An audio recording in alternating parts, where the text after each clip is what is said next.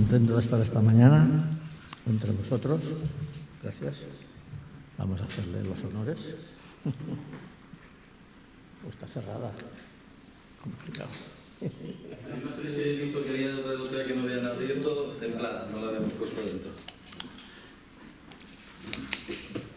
Saludos a la iglesia que hay San Jerónimo, Santa Coloma, donde me estoy congregando. Decía el poeta andaluz, caminante no hay camino, ¿sí? Se hace camino al andar, ¿sí? Me ha venido a la mente, al cruzar el umbral de la puerta, el versículo: acuérdate por todo el camino por el que tu Dios te ha traído. Yo estaba pensando, y venía a mi mente recuerdos. Yo crecí en el Evangelio, a la edad de 0 años y pico, en la iglesia de la calle Teruel, en Barcelona. Allí conocí al Señor, bueno, lo conocía en el hogar y rendí mi vida a Cristo con 10 años en Alemania, donde estábamos de inmigrantes, donde mi padre trabajaba. Toda una historia que recordar. Pero bueno, viví también en Teruel la época de crecimiento, porque Teruel antes era la planta baja y como que la escuela dominical crecía tanto y tal, y había tanta actividad, pues se edificó el piso de arriba, y mientras se hacía el piso de arriba tuvimos la diáspora y visitamos varias iglesias, la calle Tallers, Verdi, Pinar del Río, donde estuve también parte de mi juventud y mi adolescencia. Pero la iglesia calle Teruel, claro, era muy numerosa de membresía, y claro, para ministrar la palabra, pues solamente había 4 domingos, ¿no? Y tal vez había también entre semana los reuniones de oración, aunque yo como estudiaba no asistía. Entonces, la iglesia de Teruel apoyaba obras que iban creciendo y naciendo. Mollet, Caldas de Montbui, Argentona, Mataró. ¿Por qué digo todo esto? Porque mi padre, él se decía que era predicador de provincias. Le habían invitado, había compartido muchas veces con vosotros aquí en Argentona, posiblemente en el otro local. Yo era pequeño y vivía que estas historias, pues Argentona, ¿dónde estará eso? Yo qué sé. Hay épocas gloriosas que no habían coches, había que echar mano de la Renfe, del Sagalés y estas cosas, ¿no? Entonces, al venir aquí, que he venido varias veces, pues el corazón y la mente refresca todos estos acontecimientos, ¿no? Acuérdate por todo el camino que tu Dios te ha traído. Y podemos decir, Ebenezer, Ebenezer. Hasta aquí nos ayudó el Señor. Y ayuda y seguirá ayudando, porque la vida es bastante complicada. Yo veía al hermano cuando iba explicando todas sus dolencias, pero para que no son contagiosas, ¿verdad? Pero lo decía con una calma, con una paz, una expresión de confía en el Señor y Él hará. Y en eso estamos todos, nadie está exento de esto. Bueno, haciendo alusión y volviendo al principio, que me he desviado, en el caminante no hay camino, se hace camino al andar. Jesús contradice un poco al poeta. Bueno, ya lo había dicho antes que el poeta, ¿no? Él dijo, yo soy el camino. ¿Cómo dices tú que no hay camino? Si Jesús dijo que Él es el camino, y Él es la verdad, y Él es la vida, y añade, y nadie viene al Padre si no es por mí. Pensando en todo esto, vino a mi mente un ejemplo, una ilustración, que era Abraham, el padre de todos los creyentes. Abraham, que se le conoce como el hombre de la tienda y el altar. No tenía lugar permanente. Dios le dijo, sal de tu tierra, sal de tu parentela y vete a la tierra que yo te mostraré. Y para allá que se fue él, con su familia, aunque se llevó de propina a Lot, que no entraba en el pack, pero bueno, él, siendo generoso, dice, ven con nosotros, y le acompañó, ¿no?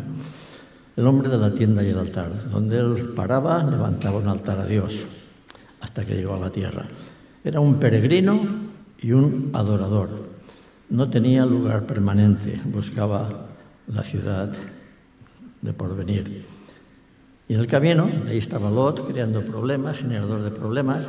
Los pastores, Dios le había bendecido tanto a Abraham y a Lot, que sus ganados pues llenaban y comprometían y dificultaban la relación, llenaban y se discutían por el agua, por los pastos, por quita esta vaca de aquí, es que me molesta.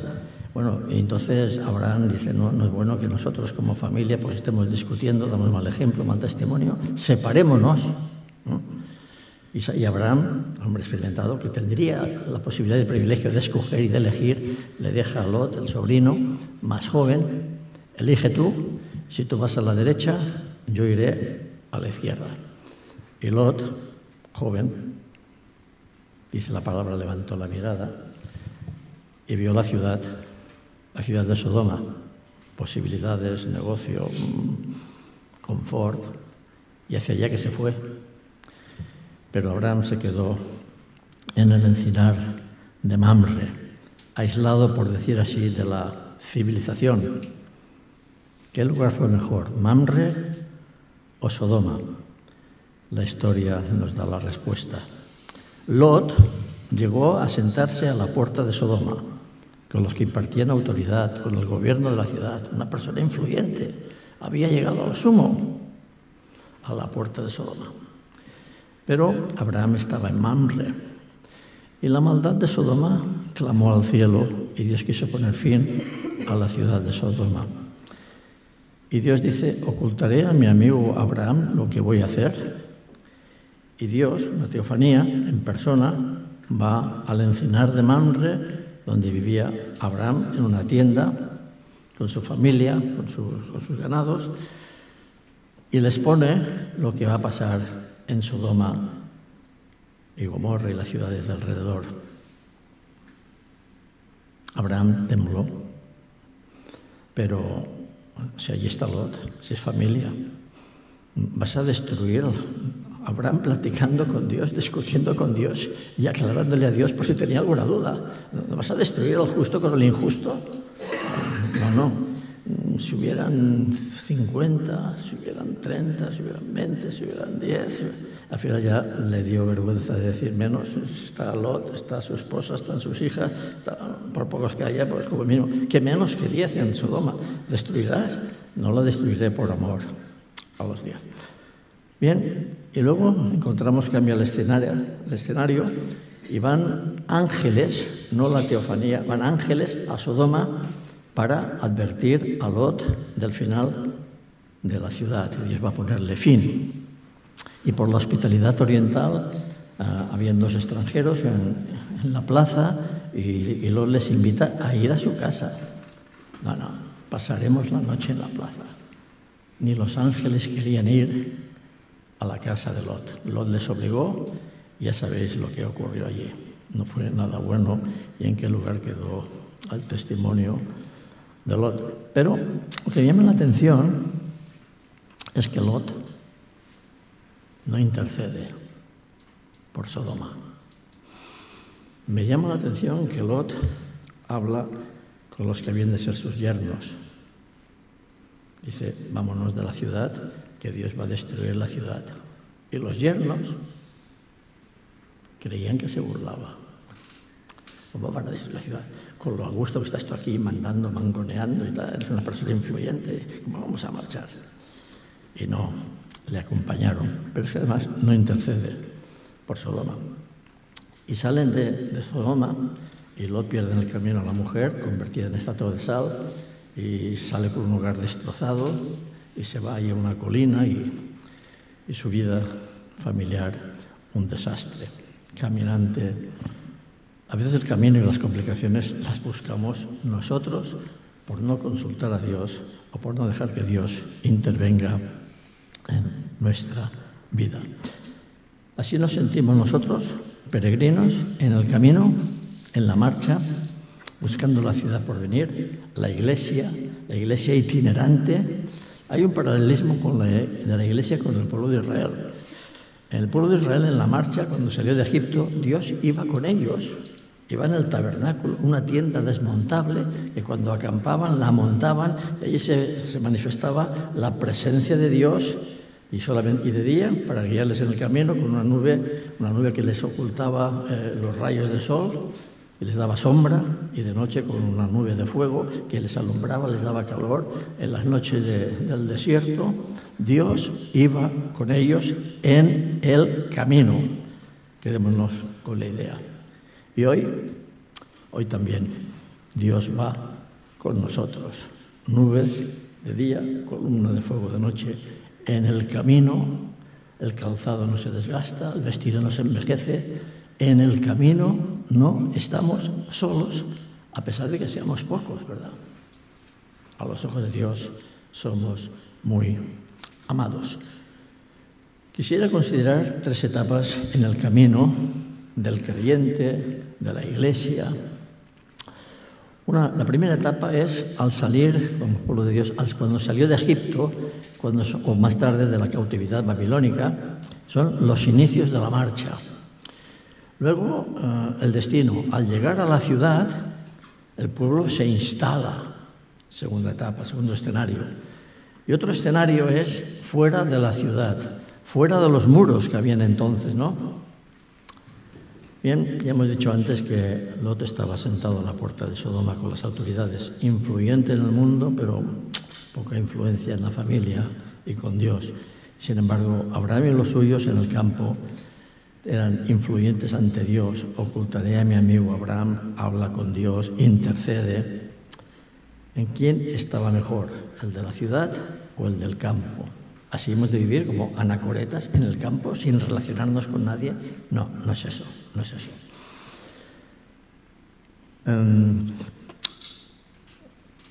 Al escapar de Sodoma, los yernos, sin la mujer, sin un hogar destrozado, Dios se pronuncia de lo que es mejor y nos dice y nos advierte: no améis al mundo ni las cosas que están en el mundo. Si alguno ama al mundo, el amor de Dios no está en él. En el camino, primera etapa, primer escenario, Levítico 26, verso 11. Yo, dice Dios, se compromete, fiel es el que prometió, yo viviré entre vosotros y no os rechazaré. Estamos en buenas manos, podemos estar confiados. Constantemente, no importan las circunstancias, andaré entre vosotros y seré vuestro Dios y vosotros seréis mi pueblo. Qué afortunados en el camino, como pueblo de Dios y Dios andando con nosotros. Yo soy el Señor vuestro Dios que os sacó de Egipto, para que no siguierais siendo esclavos de ellos. Yo rompí el yugo que pesaba sobre vosotros. Yo os hice andar con la frente alta. Dios nos ha salvado. No por méritos propios, evidentemente, por gracia. Su gracia solo puede ser. Esto no ha cambiado. Pero hay un pero. Si no me obedecéis, si os oponéis, el pueblo oponiéndose a Dios. Así es, así fue. Verso 23. Andar, proceder conmigo en oposición y en desobediencia. ¿Es posible? ¿Puede ser posible? Lo es y lo fue. Verso 27. Dios dice, seguramente con dolor de corazón: si no me oyereis en el camino, no os va a ir bien. Si no me oyereis en el camino. ¿Es posible? Lo es. No oímos a Dios en el camino de la persona, de la familia, de la iglesia, de la sociedad. No le oímos. Esto es una catástrofe para el futuro y esto es aleccionador. Todo lo que se ha escrito en la palabra de Dios y ha quedado hasta hoy es para nuestra admonición, advertencia, consejos, no incurrir en los mismos problemas que incurrió el pueblo de Dios. Y en el camino, ante esta circunstancia, lo que no debe faltar es la gratitud nuestra, del creyente, hacia Dios. No hemos llegado, el destino no está aquí, es otro lugar, es el cielo, pero no andamos solos. Y hay muchos alrededor nuestro. Y debemos de compartir la buena nueva para que nos acompañen, como a los yernos de Lot. Y el Señor nos dice que a pesar de todo, y como leía nuestro hermano la profecía, yo estoy con vosotros hasta el fin y el fin del mundo. Y en la gran comisión, así nos lo dice, ¿no? Entonces en el camino tiene que haber gratitud y adoración, tienda y altar, porque Él es nuestro Dios, porque Él es nuestro Señor, es nuestro libertador, es el que rompió el yugo que nos atenazaba con el pecado, es el que levantó nuestra cabeza para que vayamos con cabezas erguidas, sin orgullo propio, evidentemente, pero somos el pueblo de Dios, somos un pueblo especial. Gratitud. Dios se ha comprometido, y fiel es el que lo prometió, a vivir y andar entre nosotros hasta el fin del mundo. Y en la casa del Señor y con el Señor de la casa moraremos por largos días. No nos rechaza, a pesar de que a veces nos oponemos a Él, a su voluntad. Le desobedecemos. ¿Es posible? Lo es. Entonces en el camino hay que pedirle perdón a Dios por las veces que andamos en oposición a Él, en desobediencia a Él, haciendo oídos sordos a su voz, a su palabra y a su voluntad. Y así nos va a veces. Y además nos quejamos y creemos que tenemos razón. Si Dios fuera, a veces nuestras oraciones a Dios son para decirle lo que Él debe de hacer y no para someternos a su voluntad. Hágase tu voluntad aquí en la tierra, aquí en mi vida, aquí en la iglesia, como se hace en el cielo. Bien, esto es para el camino. Luego viene la ciudad, la segunda etapa, cuando el camino lleva a alguna parte. No hay caminos en ninguna parte. Ya hemos llegado, no son que todos los caminos conduzcan a Roma, eso es falso, esto es erróneo. En aquellos tiempos sí, porque la grande Roma había hecho el Mare Nostrum y siempre toda la capital del imperio había hecho calzadas, carreteras que iban a todos los lugares. Entonces, estuviera donde estuvieras, el camino llevaba a Roma. Pero eso pasó. No. Jesús dijo, yo soy el camino, yo soy la verdad, yo soy la vida. No todo sirve, no todo vale, no todos los caminos valen, solo Él. Y nos lleva a la ciudad. Y ya hemos llegado a la ciudad, ya estamos. Y cuando llegamos a la ciudad, ¿qué hacemos? Instalarnos cómodamente, casas artesonadas, decía Dios, denunciaba Dios a su pueblo. Mi casa está abandonada, medio destruida, y vosotros corréis a vuestras casas, y vuestras casas están artesonadas, lujo, acabados de calidad. Nos instalamos cómodamente, lo hacemos como Lot, teniendo un lugar de poder y de autoridad en Sodoma. El libro de Esdras, después de la salida de la cautividad, de Esdras capítulo 8 y versículo 21, dice que Esdras publicó ayuno allí junto al río Ahava para afligirnos delante de nuestro Dios, para solicitar de Él camino derecho. Señor, acompáñanos en el camino. Qué bueno es. Camino derecho para nosotros. Pero no andamos solos. Para nuestros niños, para nuestros hijos, que nos acompañan, que nos ven. Conducta, comportamiento, obediencia, oposición. Y para todos nuestros bienes, lo que somos y lo que tenemos, que nada es nuestro, todo viene de Él. Por gracia. Dice Esdras, tuve vergüenza de pedir al rey tropa y gente de a caballo que nos defendiesen del enemigo en el camino. Habíamos hablado al rey diciendo, la mano de nuestro Dios es para bien sobre todos los que le buscan, más su poder y furor contra todos los que le abandonan. ¿Cómo voy a pedir yo ayuda al rey si digo que mi Dios me basta en el camino? Pero tú ayúdame con tus ejércitos, con tus caballos, con tus lanzas, con tu... Tuve vergüenza. Consecuente. Ayunamos, pues, y pedimos la oración. Pedimos a nuestro Dios sobre esto. Compañía, protección, cuidado, guía en el camino. Y Él nos fue propicio. Se acompañó. Dios se comportó, ¿verdad? Pues sí, así es. El versículo 31. Partimos del río Ahava el 12 del mes primero, aquí está todo documentado, para ir a Jerusalén, y la mano de nuestro Dios estaba sobre nosotros en el camino y nos libró, qué bueno es reconocerlo, de la mano del enemigo y del acechador en el camino. En el camino hay dificultades, hay peligros. pero Dios va con nosotros. Y tuvimos vergüenza de pedir al rey ayuda para nosotros. Y llegamos a Jerusalén, fin del viaje, Ciudad Santa, y reposamos allí 3 días antes de ponernos manos a la obra. Empezaba el trabajo, la reconstrucción, la consolidación del testimonio, del templo del pueblo de Israel. Empezaba el trabajo. Lo primero que me llama la atención es, no todos volvieron a Jerusalén. Algunos se quedaron en Babilonia. Está muy bien, estamos a gustos. Es vale lo malo conocido que lo bueno por conocer. Más en el camino hay peligros, dificultades, seguro. Y allí hay trabajo. Yo ya estoy bien. Mal síntoma. No todos regresaron. Algunos se quedaron en Babilonia. Mejor allí la reconstrucción, la reedificación para los otros, para los demás.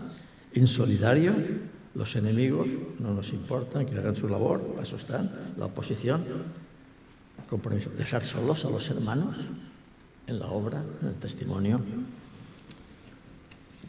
Previamente Esdras había orado por todo esto, iban confiados en el Señor. Y llegaron a Jerusalén y llegaron a la etapa de echar los cimientos del templo. Lo habían destruido. Ya antes de que Jesús lo dijera en aquel tiempo, ya no dejaron piedra sobre piedra y se llevaron los vasos sagrados y todo a Babilonia. Allí los profanaron. Allí tuvo que salir un dedo de Dios escribiendo en la pared, mene, mene, tekel uparsin. Pesado ha sido en balanza, ha sido hallado falto. Con Dios no se puede jugar. Pero cuando los llevaron en cautividad por su pecado, evidentemente, por su abandono, por su caminar en oposición a Dios, fueron llevados a Babilonia y el templo fue destruido y se llevaron los instrumentos sagrados. Y hacían burla de ellos. Nuestro Dios es mejor que el Dios de los hebreos. Hemos vencido. Con Nehemías construyeron las murallas y con Esdras echaron los cimientos del templo. Y hay una contradicción. Hay alegría y hay lloro. Ante un mismo hecho, alegría y lloro. 70 años se habían estado en cautividad. Algunos recordaban, tendrían más de 70, 80, 90 años, tenían recuerdos del templo de Jerusalén, hermoso, glorioso, majestuoso. Salomón era una maravilla del mundo en aquel tiempo, pero no había quedado piedra sobre piedra. Y tenían que empezar de cero, tenían que empezar de nuevo, con menos medios, con menos posibilidades. Y aquel templo que estaban edificando, nada que ver con el primero. Humilde, sin medios, sin lujos, sin ornamentos. Pero los jóvenes lloraban. Es nuestro templo y vamos a ocuparnos en levantar el testimonio, en construir y demás. Los mayores lamentaban, oh, aquel templo. Pero es que si no estaba aquel templo había sido por la dureza de su corazón. Ante la misma situación, contradicción de sentimientos y de emociones. Pero nos dice el libro de Esdras que se pusieron a edificar el templo. Y lo hicieron codo con codo. ¿Qué ejemplo? Unidos en la construcción, unidos en lo universal, que dirían. Las familias construyendo juntos, los grandes, junto con los humildes, con los servidores, sin descanso. Era la obra de la casa de Dios.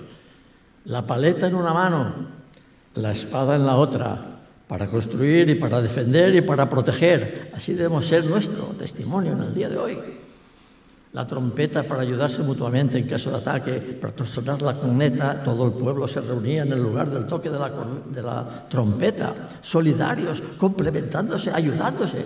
Muchos incluso ni se bañaron para estar ocupados en la construcción y la defensa de la obra del Señor. Bien, el Señor nos ayude en nuestra etapa de construcción, consolidación y crecimiento. Bien, aquí en Argentona este es el segundo local, ¿no?, que tenéis. ¿Os habéis tenido algún tercero? Gracias, hermano. Y bueno, parece que reúne todas las condiciones, es hermoso, es acogedor, está preparado muy bien técnicamente, pero hay que seguir creciendo. La obra del Señor continúa, no ha acabado, no hemos llegado, no estamos en el cielo, no es nuestra meta, estamos aquí. Y estas sillas hay que llenarlas, hermanos.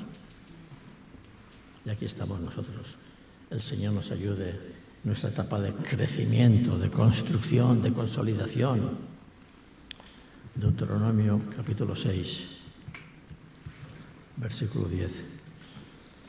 Cuando el Señor tu Dios te haya introducido en la tierra que juró a tus padres Abraham, Isaac y Jacob, que te daría en ciudades grandes y buenas que tú no edificaste, qué bueno es Dios, casas llenas de todo bien que tú no llenaste, cisternas cavadas que tú no cavaste, viñas y olivares que no plantaste.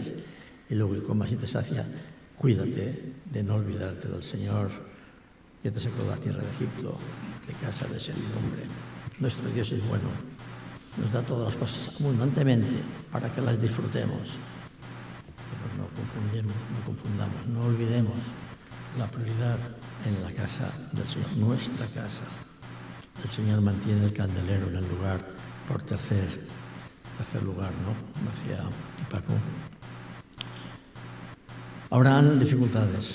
Cuando el pueblo estaba edificando, el enemigo se coordinó para oponerse.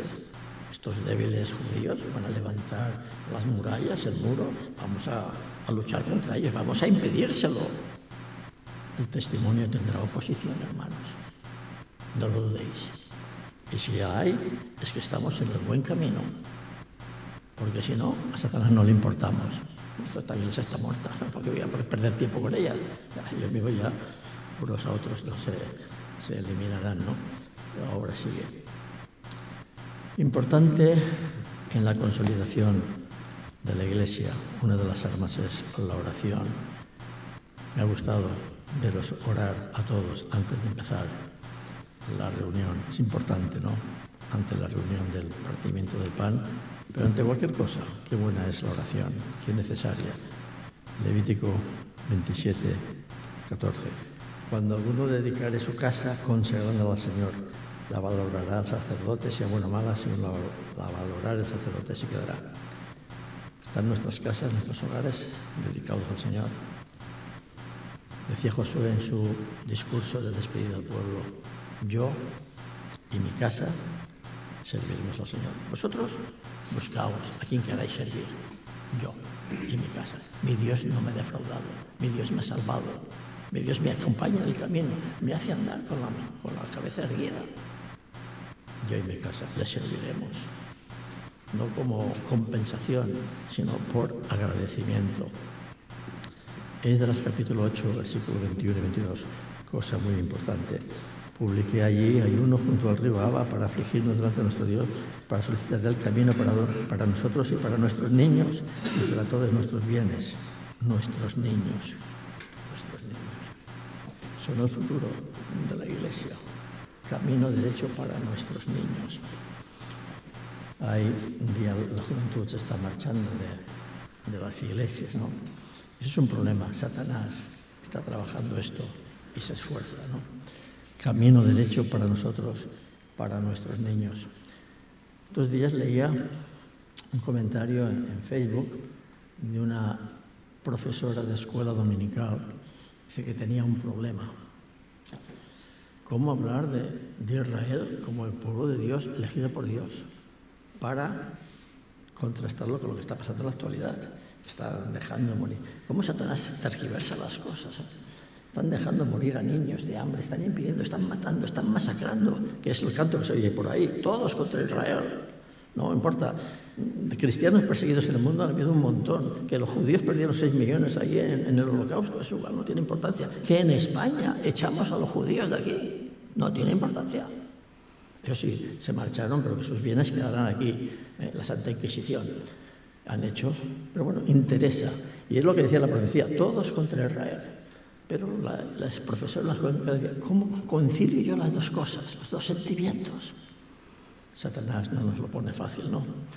En la Iglesia, dividiéndonos el trabajo, codo con codo, las familias, los grandes, los servidores, visitando a los hermanos, consolando, pastoreando unos a otros, cuidando de nuestros mayores, de las personas solitarias, viudas, matrimonios mixtos, desestructurados, colaborando con los hermanos en paro en tiempos de crisis, ¿no?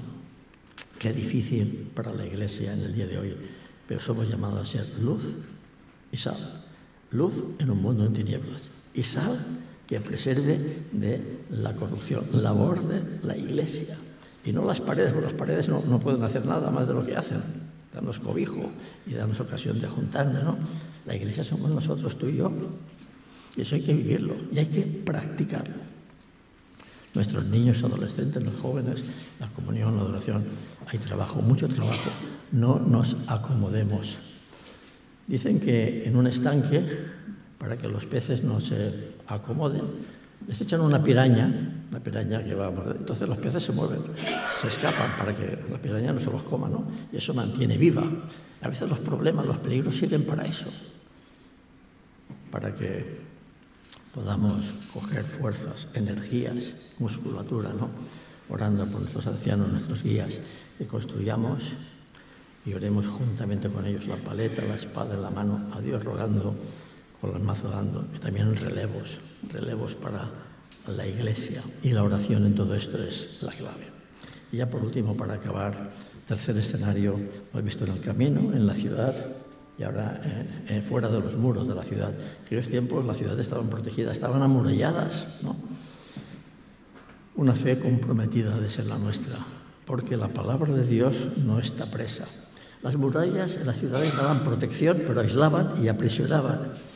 Y Pablo, cuando pasó de perseguidor a perseguido, estaba en Damasco, y allí se le apareció a Ananías, y Dios le envió para que recobrara la vista y para encomendarle una misión, ha de llevar el Evangelio a los gentiles, y también en presencia de reyes y de gente importante, ilustre, pero la ciudad estaba cerrada.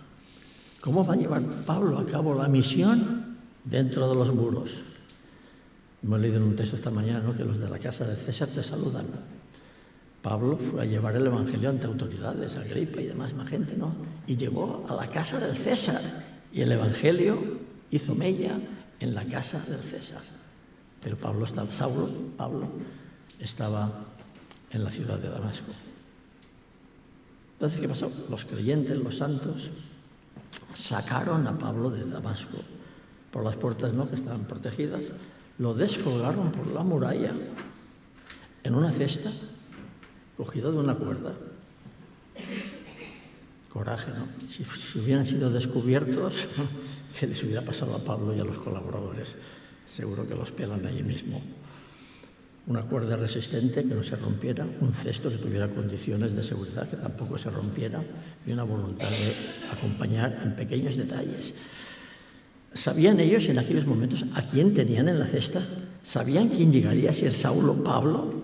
Para ellos era un perseguidor, había perseguido a la Iglesia, estaba allí para forzar a algunos santos a blasfemar y para encarcelarlos. ¿Sabían a quién tenían en la cesta? ¿A quién tenemos en la cesta nosotros? Con una cuerda sólida, resistente y con unos mimbres que no se rompen fácilmente. Pablo tuvo que ser descolgado en Damasco para llevar el Evangelio. Hechos capítulo 9, versículo 23.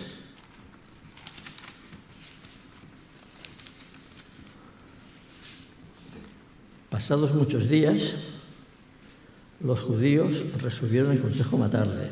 No se andaban con chiquitas. Nos es incómodo, nos molesta, fuera con él y otra cosa. Pero sus asechanzas llegaron al conocimiento de Saulo. Dios está al control de todo. Aunque parezca que duerme y nos interesa, lo sabe todo, lo conoce todo, lo oye todo. Conocimiento de Saulo, y ellos guardaban las puertas de día y de noche para matarle. No tiene escapatoria, ha de pasar por aquí. Por tanto, entonces los discípulos, tomándole de noche, le bajaron por el muro, descolgándole en una canasta. Un misionero aislado poco fruto puede llevar. Puede dar ejemplo, testimonio, pero hay que ir al campo de misión. Saulo había pasado de perseguidor a perseguido y hubo que sacarlo de allí para que pudiera cumplir la misión encomendada, descolgándolo con riesgo, con peligro, por las murallas de Damasco. Fue básico sostener la cuerda. Si se hubiera roto la cuerda, se habría matado. ¿Sabían a quién tenían la cuerda? No lo sabían, pero estaban haciendo la misión. La misión consta de muchas partes, de muchas personas, de muchas manos, de muchos que sostienen la cuerda, de los que bajan al pozo, ¿no? Hubiera llegado el Evangelio a Europa, hubiera llegado a Argentona, Saulo llegó, varón macedónico, pasa y ayúdanos. Y vino a Europa, ahí a Filipos. Pensaba que él tenía otros planes, otros proyectos. Yo no. Vino el varón macedónico, pasa y ayúdanos. Y llegan a Filipos. Y lo primero que hacen allí es coger a Pablo y meterlo en la cárcel. Como obra de Dios, ¿eh? Pero Pablo en la cárcel cantaba, oraba, himnos a Dios. Y los presos los oían, testificando en la cárcel en medio de la opresión. Y Dios interviene, puede hacerlo, tiene medio, tiene recursos. Y lo hace cuando quiere. Señor, si quieres, puedes. Y envió un terremoto, pero trajo destrucción a las piedras, pero no a las personas, trajo salvación. Todos los cepos, todas las puertas se abrieron y el carcelero romano, que respondía con su vida, de la vida de los que tenían a su cargo, se iba a matar. Alto, no te hagas ningún daño, estamos todos aquí. ¿Qué pasa? No entiendo nada. ¿Qué debo hacer para ser salvo? Creer en el Señor Jesucristo. Y así entró el Evangelio en Europa, por un terremoto y con Pablo en la cárcel. ¡Ay, Dios! ¿Qué caminos tienes, no? ¿Qué caminos tienes? Y así es. Bien, Señor, envía obreros a tu mies. A veces estamos atenazados dentro de las murallas. Bueno, a lo mejor es una oración peligrosa. Señor, envía obreros a tu mies. ¿Ves tú? Yo tengo familia, negocios, trabajo. Estoy bien aquí, tengo. Y si no vamos, Dios nos trae a la gente de lo último de la tierra, a nuestro entorno, la inmigración. ¿Y qué hacen los países llamados cristianos? Tenéis que proteger a los huérfanos, las viudas, a los extranjeros, inmigrantes. Recordad que vosotros fuisteis esclavos en tierra de Egipto y Dios os libertó. Pero son una molestia, impiden que se mueran en el mar, las mafias, llegan aquí, los repatrian en otro sitio, otro molestan, el Trump se vuelve loco cuando habla de inmigrantes. ¿Qué tiempos nos ha tocado vivir? Si no vamos a la misión, ayudemos, sostengamos, apoyemos a los que están en la misión, orando por ellos, obreros, por la Iglesia y los creyentes perseguidos, por los perseguidores. ¿Cuántos cristianos están sellando con su vida el mensaje del Evangelio y les impiden de llevar la palabra? Orar por nuestros gobernantes, orar por nuestra ciudad, orar por la paz, orar por la paz de la ciudad a la que Dios os ha enviado, para que en su paz tengáis vosotros paz y podáis desarrollar vuestra vida en tranquilidad y testimonio, por la creación que gime. Y la bendición final la encontramos en Números, capítulo 6 y versículo 22. Así decía Dios le dijo a Moisés que había de bendecir al pueblo. Habla a Aarón y a sus hijos y diles, así bendeciréis a los hijos de Israel, así bendeciréis al pueblo de Dios, diciéndoles, el Señor te bendiga y te guarde. El Señor haga resplandecer su rostro sobre ti y tenga de ti misericordia. El Señor hace sobre ti su rostro y ponga en ti paz. Que el Señor nos bendiga. He dejado para el final, no sé si ahora es un buen momento, una pequeña